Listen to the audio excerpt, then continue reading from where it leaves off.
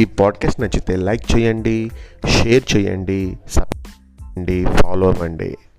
ఒక మంచి కథ డాక్టర్ ఎం హరికిషన్ కర్నూలు నుంచి రాశారు. ఆ కథ ఏంటో ఇప్పుడు నేను మీకు చెప్తాను, వినండి.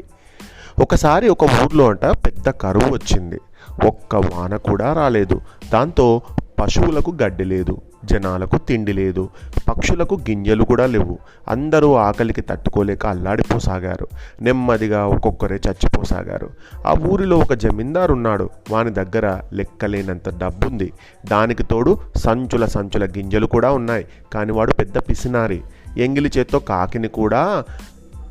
కాకి కూడా భోజనం పెట్టే రకం కాదన్నమాట. పొట్ట చేత పట్టుకొని కళ్ళ నీళ్లతో బంధువులు ఎవరు వచ్చినా కూడా సరే, నా దగ్గర ఏముంది, ఏమీ లేదు అని తిరిగి ఉత్త చేతులతో పంపించేటోడు. తన దగ్గర ఉన్నవి ఎవరికి తెలియకుండా బాగా చీకటి పన్నాక ఊరంతా పడుకున్నాక వంట చేసుకొని తినేవాడు. ఆ ఊరిలో ఒక పక్షి ఉంది. దానికి 2 చిన్న చిన్న పిల్లలు కూడా ఉన్నాయి. ఆ పక్షి వాటికి గింజల కోసం ఊరంతా కింద మీద పడి వెతికింది. కరువు కదా, పాపం అక్కడ ఏమీ దొరకలేదా పక్షికి. కానీ ఒక్క గింజ కూడా దొరకలేదు. దాంతో తిండి లేక ఆ చిన్నపిల్లలు దాని కళ్ళ ముందే చచ్చిపోయాయి.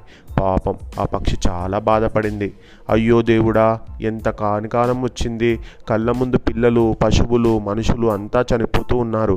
ఎక్కడైనా ఎవరి దగ్గరైనా ఏమైనా ఉన్నాయేమో చూద్దాం అంటూ ఇల్లిల్లు వెతకసాగింది.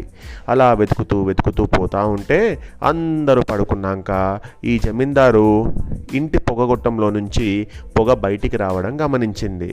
పొగగొట్టం నుంచి పొగ ఎప్పుడు వస్తుంది? ఎవరైనా వంట చేసుకుంటేనే కదా.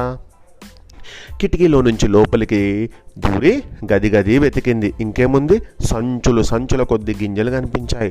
అమ్మ దొంగల్లారా, ఎవరికి తెలియకూడదని చీకటి పడ్డాక వండుకుంటున్నారా అని అనుకుంది.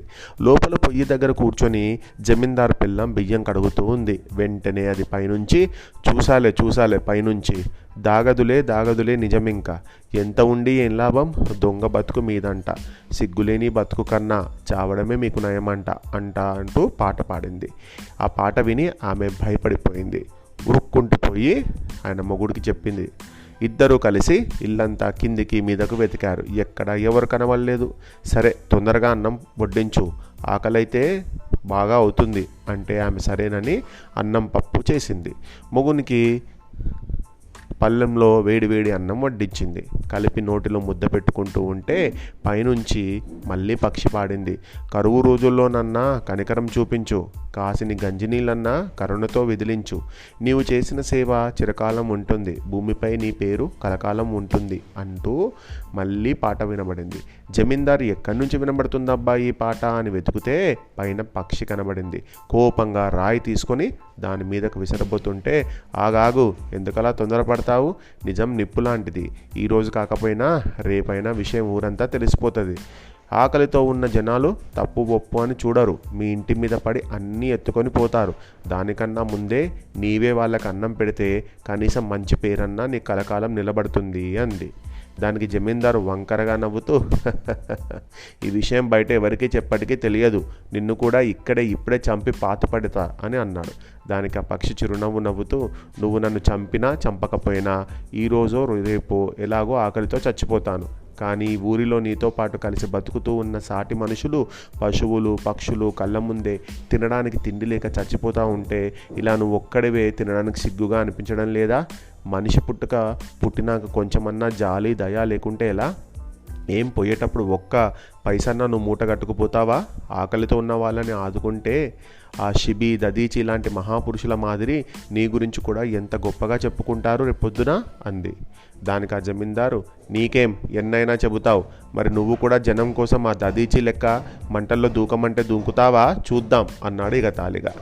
దానికి చిన్న పక్షి, నువ్వు నిజంగా మాట మీద నిలబడతానంటే చెప్పు, ఇదిగో ఇక్కడే 10 మంది కోసం చావడానికి నేను ఎప్పుడూ సిద్ధమే అంట వాళ్ళ కాళ్ళ ముందు సర్రున పోయి వంట వండిన పొయ్యిలో దూకింది. అంతే, నిమిషాల్లో పాపం దాని ఒళ్ళంతా కాలిపోయి కళ్ళ ముందే గిలగిలలాడుతూ చచ్చిపోయింది.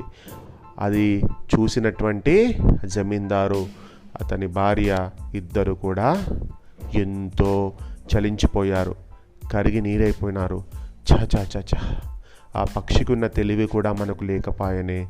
ఇంకా ఈ ఊరిలో మనం ఉన్నంత వరకు ఏ జీవి కూడా చచ్చిపోకూడదు, ఇదే ఆఖరు అనుకున్నారు. అంతే, తర్వాతి రోజు నుంచి ఊరందరినీ ఒక చోట గుంపు చేసి కరువు పోయి వానలు పడేదాకా వాళ్ళ కడుపు నిండా అన్నం పెట్టారు. ఇంతటి చక్కటి కథను రాసిన వారు డాక్టర్ ఎం హరికిషన్, కర్నూలు. కథ బాగుంది కదా పిల్లలు? శుభరాత్రి.